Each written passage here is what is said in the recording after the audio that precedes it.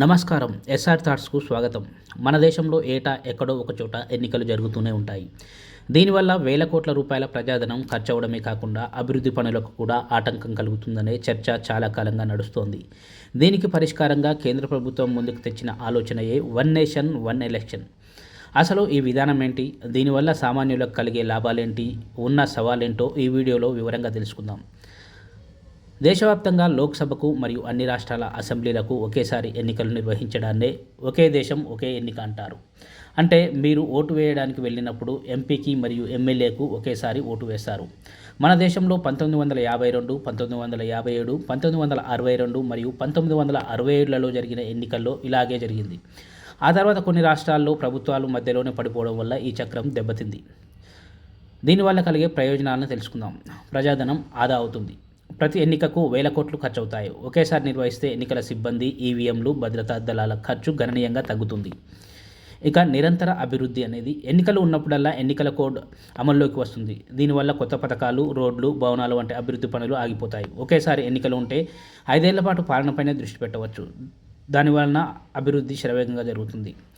పాలనా యంత్రాంగంపై భారం తగ్గుదల. ఉపాధ్యాయులు, ప్రభుత్వ ఉద్యోగులు తరచూ ఎన్నికల డ్యూటీల్లో ఉండడం వల్ల విద్యా, పరిపాలనా రంగాలు దెబ్బతింటున్నాయి. దీనికి ఈ విధానం చెక్ పెట్టనుంది. ఓటింగ్ శాతం పెరుగుదల.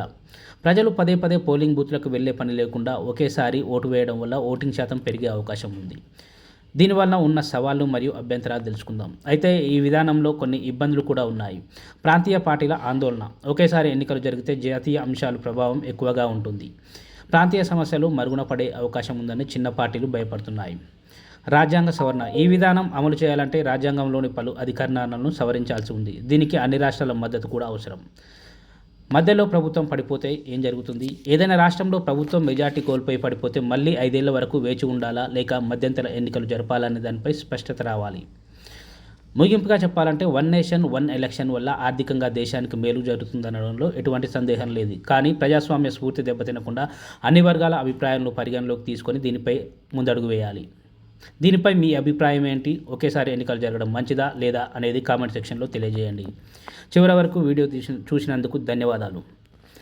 మీకు ఈ వీడియో నచ్చినట్లయితే లైక్ చేయండి, షేర్ చేయండి మరియు ఛానల్ని సబ్స్క్రైబ్ చేసి గంట బటన్ నొక్కండి.